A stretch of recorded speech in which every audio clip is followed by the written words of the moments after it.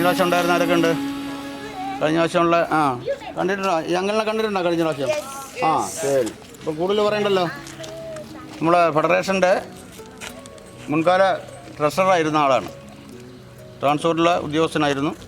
ഇപ്പോൾ ആത്മീയമായിട്ടുള്ള പ്രഭാഷണങ്ങൾക്ക് അങ്ങനെയൊക്കെ രംഗങ്ങളിൽ നിങ്ങൾ അമ്പലങ്ങളിലേക്ക് പോകുമ്പോൾ മിക്കവാറും കാണാം. ആത്മീയ പ്രഭാഷണം നടത്തുന്ന ഒരാളും കൂടെയാണ്. അദ്ദേഹമാണ് നിങ്ങളെ പരിചയപ്പെടുന്നത്. ഞാൻ കൂടുതൽ നിങ്ങൾക്ക് അറിയാവുന്നതുകൊണ്ട് കൂടുതൽ വിശേഷമൊന്നും പറയുന്നില്ല. അദ്ദേഹത്തെ നേരിട്ട് ക്ഷണിക്കുകയാണ്. പ്രിയപ്പെട്ട രാമേന്ദ്ര സാറ്, ഫോറം ഭാരവാഹികൾ, പ്രിയപ്പെട്ട കുഞ്ഞുങ്ങളെ, പ്രിയപ്പെട്ട രക്ഷകർത്താക്കളെ, ഫോറം നടത്തുന്ന ഈ ക്യാമ്പിൽ നിങ്ങളെപ്പോലുള്ള കൊച്ചു കുട്ടികൾ വന്ന് പരിശീലിച്ച് ഇതിൽ നിന്ന് തന്നെ ഈ സ്പോർട്സ് സ്കൂളിലൊക്കെ പോയി നല്ല ജോലി വരെ കിട്ടിയ അനേക ആൾക്കാരുണ്ട്. ഇത് നമ്മുടെ എന്ത് ക്യാമ്പാണ്? കായിക ക്ഷമതാ ക്യാമ്പാണ് അല്ലേ? എന്താണ് കായിക ക്ഷമതാ ക്യാമ്പ്? നമുക്കിന്ന് കുട്ടികൾക്കും വലിയവർക്കും ഇല്ലാത്തത് കായികക്ഷമതയാണ്. കാരണം ഇന്ന് ചെറുപ്രായത്തിൽ തന്നെ കുട്ടികൾക്ക് അനേകായിരം പ്രശ്നങ്ങളുണ്ടാകുന്നുണ്ട്. ടെൻഷനാണ് എല്ലാവർക്കും അല്ലേ? പഠിത്തത്തിൻ്റെ ടെൻഷൻ, മാതാപിതാക്കളുമായിട്ടുള്ള ആ ബന്ധത്തിൻ്റെ ഇടയ്ക്കുള്ള ഒരു ടെൻഷന്, പിന്നെ അവർക്ക് മാതാപിതാക്കൾക്ക് ഒരു ടെൻഷന്. അപ്പോൾ അങ്ങനെ ആകെപ്പാടെ ഒരു ടെൻഷൻ്റെ ഒരു കാലഘട്ടമാണ്. പക്ഷേ അതിൽ നിന്നൊക്കെ നമുക്ക് വിമുക്തി വേണമെങ്കിൽ നമുക്ക് എന്തുകൊണ്ടാണ് സന്തോഷം ഉണ്ടാകുന്നതെന്ന് നിങ്ങൾക്കറിയാമോ? എങ്ങനെയാണ് സന്തോഷം ഉണ്ടാകുന്നത്? സന്തോഷം ഉണ്ടാകുന്നത് നമ്മുടെ തലച്ചോറിലുള്ള പ്രവർത്തനങ്ങൾ മൂലമാണ് സന്തോഷം ഉണ്ടാകുന്നത്. അതിൽ ചില ഹോർമോണുകളുണ്ട്. അതിൽ എൻഡോർഫിൻ എന്ന് പറഞ്ഞൊരു ഹോർമോണുണ്ട്. എൻഡോർഫിൻ. ഈ ഹോർമോൺ ഉൽപ്പാദിപ്പിക്കുമ്പോഴാണ് നമുക്ക് സന്തോഷം ഉണ്ടാകുന്നത്. ഈ ഹോർമോൺ എങ്ങനെ ഉൽപ്പാദിപ്പിക്കും? അതിന് വളരെ നിസ്സാരമായിട്ടുള്ള കാര്യമുള്ളൂ. നിങ്ങളിപ്പോൾ ചെയ്യുന്നത് തന്നെ എന്താണ്? കായികമായിട്ടുള്ള വ്യായാമങ്ങൾ ചെയ്യുക. അത് എങ്ങനെ ചെയ്യണം? സന്തോഷത്തോടു കൂടി ചെയ്യണം. സന്തോഷത്തോടു കൂടി കായികമായിട്ടുള്ള വ്യായാമങ്ങൾ ചെയ്യുമ്പോൾ ഈ എൻഡോർഫിൻ എന്നുള്ള ഹോർമോൺ തലച്ചോറ് ഉൽപ്പാദിപ്പിക്കും. അത് നമുക്ക് സന്തോഷത്തിനെ നൽകും. മനസ്സിലായി? അപ്പോൾ നമ്മുടെ മാനസികമായിട്ട് നമ്മൾ വളരെ സന്തോഷം. ഈ ക്യാമ്പിൽ പങ്കെടുക്കുന്നതുകൊണ്ട് നിങ്ങൾക്കെല്ലാവർക്കും വളരെ സന്തോഷമില്ലേ? ഉണ്ട്. അപ്പം എല്ലാവരും സന്തോഷമാണ്. അതെന്തുകൊണ്ടാണ്? നിങ്ങളുടെ തലച്ചോറ് എൻഡോർഫിൻ ഉൽപ്പാദിപ്പിക്കുന്നു. എൻഡോർഫിൻ എന്ന് പറഞ്ഞ ഹോർമോൺ ഉൽപ്പാദിപ്പിക്കുന്നു. അത് നമുക്ക് കിട്ടുന്ന വ്യായാമത്തിൽ കൂടെയാണ്. ആ വ്യായാമം എങ്ങനെ ചെയ്യണം? സന്തോഷത്തോടു കൂടി ചെയ്യണം. ഇപ്പം ഞാൻ വേറൊരു ഉദാഹരണം പറഞ്ഞുതരാം. നമ്മുടെ വീട്ടിൽ ഒരു പണിക്കാരൻ, ഒരു പുറം പണിക്കായിട്ട് ഒരു പുരയിടമൊക്കെ കിളയ്ക്കാനായിട്ട് നമ്മൾ ഒരാളെ നിർത്തി. അപ്പോൾ അയാൾ കായികമായിട്ട് അധ്വാനിക്കുകയാണ്. അപ്പം അയാൾ അവസാനം വൈകുന്നേരം ആകുമ്പോഴത്തേക്ക് 1000-1200 രൂപ മേടിച്ചുകൊണ്ട് അയാളങ്ങ് പോകും. അയാൾക്ക് എൻഡോർഫിൻ ഉൽപ്പാദിപ്പിക്കുന്നുണ്ടോ? ഇല്ല. കാരണം അയാൾ സന്തോഷത്തോടു കൂടി അല്ല ആ പണി ചെയ്യുന്നത്. അയാൾക്ക് പൈസ കിട്ടണം അല്ലേ? ഞാനിപ്പോൾ തൊട്ട് വൈകുന്നേരം വരെ ജോലി ചെയ്താൽ എനിക്ക് 1000 രൂപ കിട്ടും എന്നുള്ള ചിന്ത മാത്രമേ അങ്ങേർക്കുള്ളൂ. അല്ലാതെ അങ്ങേർക്ക് സന്തോഷമില്ല. പക്ഷേ നമ്മൾ അങ്ങനല്ല. നമുക്ക് കായികമായിട്ട് നിങ്ങൾ സന്തോഷത്തോടു കൂടി ചെയ്യുമ്പോൾ നിങ്ങൾക്ക് മാനസികമായിട്ടുള്ള സന്തോഷം ഉണ്ടാകുന്നു. എൻഡോർഫിൻ ഉൽപ്പാദിപ്പിക്കുന്നു. അങ്ങനെ നിങ്ങൾക്ക് മാനസികമായിട്ടുള്ള ആ ടെൻഷനുകളെല്ലാം മാറുന്നു. നമ്മുടെ ഇന്നത്തെ കാലത്ത് കായികമായിട്ടുള്ള ആരോഗ്യം വളരെ കുറവാണ്.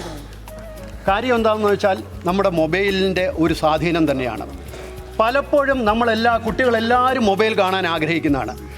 പക്ഷേ ഈ മൊബൈൽ എന്ന് പറയുന്ന ഈ സാധനം നമ്മളെ ചിലപ്പോൾ മൊബൈലിന് അടിമകളാക്കി കളയും. മൊബൈൽ എടുക്കുന്നതുകൊണ്ട് കുഴപ്പമില്ല, വല്ലപ്പോഴും കാണുന്നതുകൊണ്ടും കുഴപ്പമില്ല. പക്ഷേ മൊബൈൽ ഒരു ശീലമാക്കി കളയരുത്. ശീലമാക്കി കളഞ്ഞാൽ ഈ മൊബൈൽ ഗെയിം പോലുള്ള ചില ഗെയിമുകളൊക്കെ ഉണ്ട്.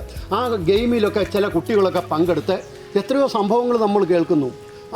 ആത്മഹത്യയുടെ വക്കിലോട്ട് പോകും. അവർ സ്വയം മരണത്തെ വരിക്കും. ആ രീതിയിലാണ്. അതുകൊണ്ട് ഈ നമ്മൾ മൊബൈലുമായിട്ടുള്ള സമ്പർക്കം വളരെ കുറയ്ക്കുന്നത് വളരെ നല്ലതാണ്. അതിന് പകരം നിങ്ങൾ എന്ത് ചെയ്യണം? ഇതുപോലുള്ള കായികമായിട്ടുള്ള കാര്യങ്ങളിലും വിനോദങ്ങളിലും കളികളിലും ഏർപ്പെടണം.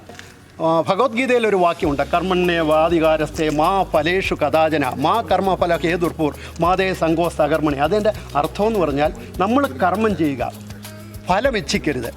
ഫലം കിട്ടാത്തത് കൊണ്ട് നമ്മൾ കർമ്മം ചെയ്യാതിരിക്കുകയും ചെയ്യരുത്. അപ്പോൾ കർമ്മം ചെയ്തേ പറ്റുള്ളൂ. അപ്പോൾ അവർ നിഷ്കാമമായിട്ടുള്ള ആ കർമ്മത്തിൻ്റെ പേരാണ് നിഷ്കാമ കർമ്മം എന്ന് പറയും. കാരണം ഒരു പ്രതിഫലവും ഇച്ഛിക്കാതെ കർമ്മം ചെയ്യുന്നതാണ് നിഷ്കാമകർമ്മം.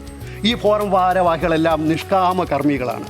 അവർ യാതൊന്നും ആഗ്രഹിക്കുന്നില്ല. അവരെന്തെങ്കിലും ആഗ്രഹിക്കുന്നുണ്ടോ? നിങ്ങൾക്ക് ഇതുപോലെ ക്യാമ്പ് നടത്തുന്നു, നിങ്ങളെ കുറച്ച് കുട്ടികളെ കൊണ്ടുവരുന്നു, വ്യായാമം ചെയ്യിപ്പിക്കുന്നു, നിങ്ങൾക്ക് ആഹാരം, പാല്, മുട്ട, ഏത്തപ്പഴം ഒക്കെ തരുന്നു. ഇതൊക്കെ അവരെന്തെങ്കിലും പ്രതിഫലം കിട്ടും എന്ന് പറഞ്ഞുകൊണ്ടാണ് അവർ ചെയ്യുന്നത്. അല്ല, അവർ നിഷ്കാമമായിട്ട് ചെയ്യണം. അവരുടെ കടമ അവർ നിർവഹിക്കുന്നു.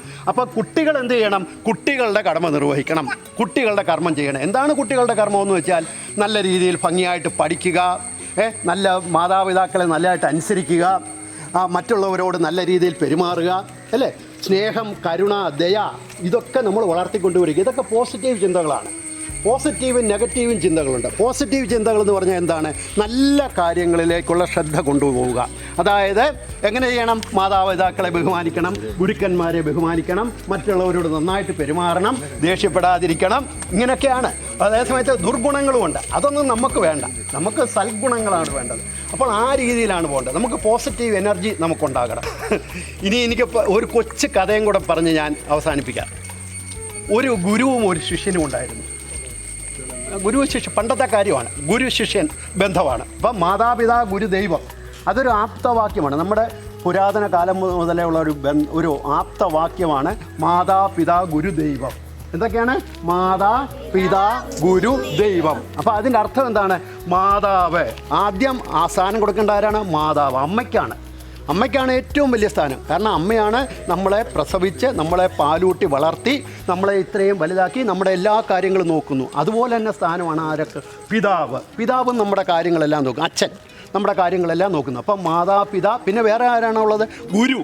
ഗുരു എന്ന് പറഞ്ഞാൽ നമ്മളെ പഠിപ്പിക്കുന്ന ആൾ, നമ്മുടെ സാറന്മാർ, അല്ലെങ്കിൽ നമ്മൾ ഏത് കാര്യം പഠിപ്പിക്കുന്ന ആളും ഗുരുവാണ്. മനസ്സിലായി?